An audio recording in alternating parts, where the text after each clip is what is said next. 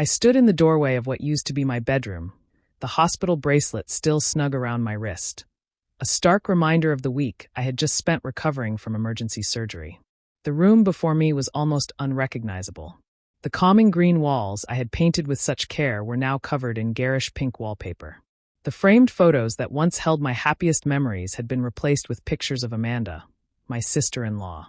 Even my bed, my expensive memory foam mattress that had always provided me with comfort, was buried beneath a mountain of decorative pillows and unicorn toys. "This is her room now," Margaret, my mother-in-law, said with a smirk. She stood behind Amanda, her hands resting on her daughter's shoulders as though she had just won a long-awaited victory. We thought it was time for some changes. I remained still, careful not to strain my healing stomach. My body was weak, but my mind was racing. This wasn't just about a bedroom.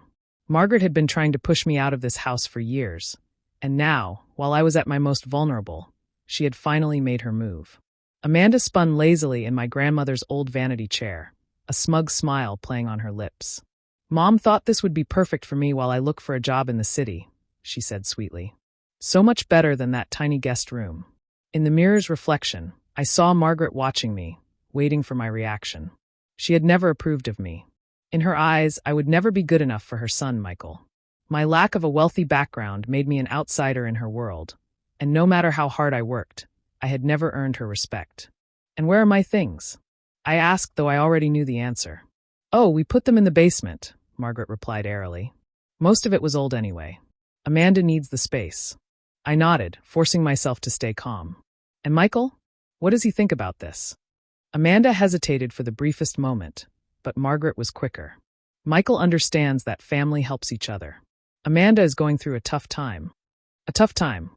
That was how Margaret chose to describe Amanda's situation, getting kicked out of her apartment after cheating on her fiancé. But as always, Margaret would defend her daughter, no matter what she did.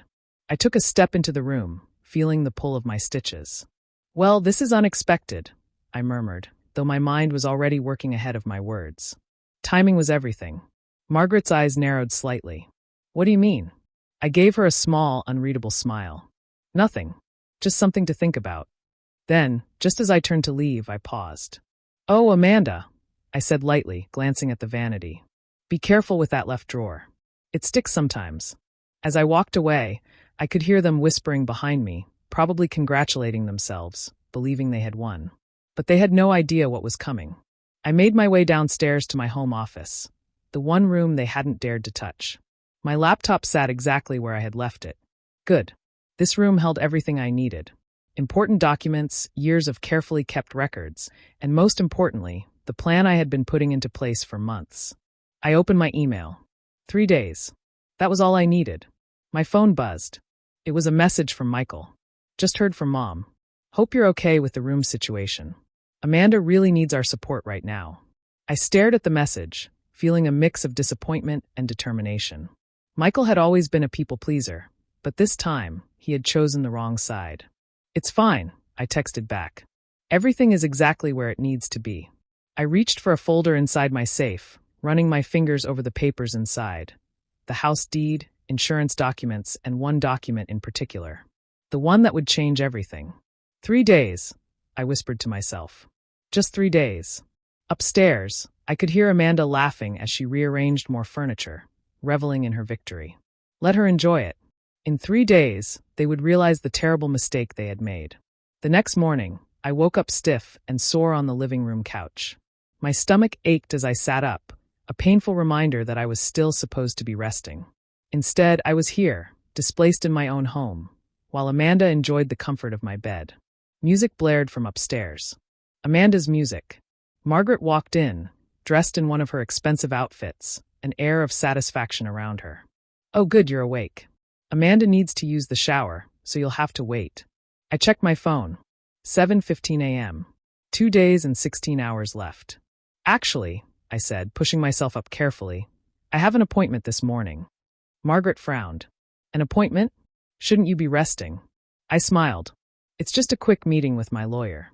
Nothing too tiring." For the briefest second, something flickered across Margaret's face. Fear. She quickly masked it, but I had seen it. "Lawyer? What lawyer?" "Oh, just updating some documents after my hospital stay." Normal stuff. I grabbed my things, enjoying the way she shifted uncomfortably as I headed for the door. Does Michael know about this? She called after me. I turned back, meeting her gaze. He will. At the law office. Patricia Chen was already waiting when I arrived. She had been my friend since college, and she had seen enough of Margaret's games to understand exactly what was happening. Everything's ready, Patricia said, sliding the folder across the desk. Are you sure? Once we file these, there's no going back.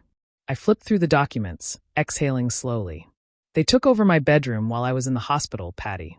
If I don't stop them now, they won't stop until I'm completely pushed out. And Michael? She asked. I sighed.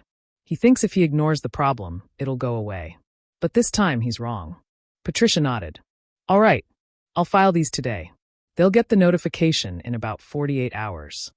Perfect. When I returned home, Amanda was sprawled across my couch, surrounded by expensive shopping bags. She barely glanced up from her phone. Mom said you went to see a lawyer, she said, feigning indifference but clearly fishing for information. Just routine paperwork, I replied casually, heading toward my office. I needed to check if Phase 2 was ready. You know, Amanda called after me. Mom thinks you're planning something. But it won't work. This is our house now. I paused at my office door. Our house? She smirked. Yeah. Mom says Michael is the only one with a real career, so technically, everything belongs to him. And we're his real family. I let out a soft laugh, shaking my head. Interesting. As I closed the door behind me, I let out a slow breath. The house was quiet for now, but I knew the storm was coming. That evening, Michael finally returned home. I heard his footsteps hesitate outside my office before he stepped inside, his expression uncertain. He glanced at my laptop, where I had been working, then back at me. Hey, he said cautiously. Mom said you went to see a lawyer. I looked up at him, really looked at him. My husband of 5 years. The man who had never stood up to his mother. The man who had allowed his sister to take over our bedroom without so much as a protest. Yes, I said simply. He ran a hand through his hair, clearly nervous. Look, I know the whole bedroom situation isn't great, but it's only temporary. Amanda's going through a rough time. I cut him off before he could continue. When I was in the hospital, did you know what they were planning? His silence was my answer. Right, I murmured, turning back to my laptop. You should know things are going to change soon. His brows furrowed. What does that mean? His voice held a note of unease. In 36 hours, I said evenly, your mother and sister are going to learn some very interesting things about property ownership and legal rights. He let out a small, incredulous laugh. Come on, you're overreacting. Mom's just trying to help Amanda get back on her feet. I shut my laptop with a quiet click and stood, feeling the slight pull of my stitches. My body was still healing, but my mind was sharper than ever. No, Michael, I said, meeting his gaze. Your mother is trying to push me out. And you're letting her. But what none of you realize is that I've been keeping records. Every time they moved my things. Every manipulative comment. Every attempt to take over. And in 36 hours, all of it is going to matter. His face paled. What are you saying? I'm saying you should tell them to start packing. I reached into my desk drawer and pulled out a thick envelope, setting it down between us. Because when those papers arrive, everything will change. You're bluffing, he said, but his voice wavered. I smiled, slow and knowing. Remember last year? When your mother tried to sell my grandmother's antiques while we were on vacation. That's when I started preparing. I tapped the envelope. Everything is in here. Photos, videos, legal documents. And in 36 hours, it all becomes public record. Michael stared at the envelope, then at me. For the first time, I saw something in his eyes that had never been there before. Fear. What have you done? He whispered. I sat back down, calm, in control. I protected myself, I said smoothly. Since you wouldn't. Just as Patricia had promised, the notification arrived on schedule. I was in my office when I heard Margaret's voice ring through the house, shrill with fury. What is this? What have you done? I stepped into the living room, where she stood gripping the papers with trembling hands. Amanda hovered nearby, pale, while Michael sat on the couch, his head in his hands. Oh, good, I said, my voice cool. You got the notice. Margaret's hands shook as she read over the document. This says that you own this house. I tilted my head. Yes, it does. Amanda gasped. That's impossible. This is Michael's house. I shook my head slowly. No, it's not. Last year, when Margaret tried to sell my grandmother's antiques, I realized I needed to protect myself. So, I bought Michael's share of the house. He signed the papers himself. Michael lifted his head, his face ashen. The refinancing documents, he murmured. The ones you said were just updating our mortgage. Exactly, I confirmed. You signed over your part of the house to me. It's all legal. Even your mother signed as a witness. Margaret's face turned ghostly white. I never signed anything, she snapped. I crossed my arms. Check page 3. See that signature? WR under witness? Remember when you rushed to sign those HOA papers I brought home? You should have read them more carefully. The silence that followed was deafening. Margaret's lips parted, but no words came out. Amanda stood frozen, her eyes wide with disbelief. Michael exhaled shakily, finally realizing what had happened. The second set of papers, I continued smoothly, list every time you damaged my property, including taking over my bedroom while I was in the hospital. You can't kick us out, Amanda shrieked. We're family. I checked my watch. Actually, I can. And I am. You have 24 hours to leave. Anything left behind will be thrown out. Margaret turned desperately to Michael. Are you just going to let her do this to us? Michael sat motionless, staring at the floor. You planned this, he said softly. I sighed. No, Michael. I prepared. There's a difference. I hoped I wouldn't have to do this. But when your mother and sister took over our bedroom while I was in the hospital, they crossed the line. Margaret scoffed. We were trying to help. I arched a brow. No, you were trying to push me out. You've been trying since the day I married Michael. But I'm not someone you can bully away. I worked hard for this house. And I protected myself. I pulled out my phone and held it up. The police are on speed dial. You can leave now, or they can remove you in 24 hours. Your choice. Amanda burst into tears and ran upstairs. Margaret stood rigid, still clutching the papers. This isn't over, she hissed.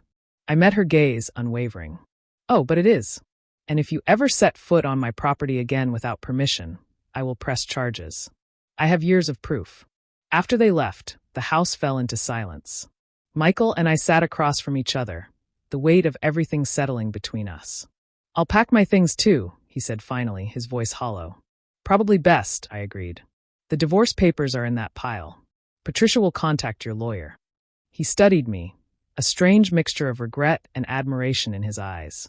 You really planned for everything. I met his gaze steadily. I had to. You weren't going to protect me, so I protected myself. That night, I lay in my own bed for the first time in weeks, inhaling deeply. The awful pink wallpaper was already peeling, revealing glimpses of my sage green paint beneath it. Tomorrow, I would start fixing everything. My phone buzzed. A text from Patricia. Papers filed. You're officially free. I smiled to myself. Margaret and Amanda had thought they could take everything from me. But their biggest mistake? Underestimating me. The next morning, sunlight streamed through my windows. The house was quiet, peaceful. I walked over to my vanity and opened the stubborn drawer Amanda had complained about. Inside, beneath a neat stack of documents, were the property papers, the very ones that had sealed their fate. The best revenge isn't getting even. It's being smart, protecting yourself, and knowing exactly when to walk away. As I peeled down the last strip of that hideous pink wallpaper, I smiled. They had celebrated too soon. But I would celebrate the right way, by rebuilding my life, exactly the way I wanted.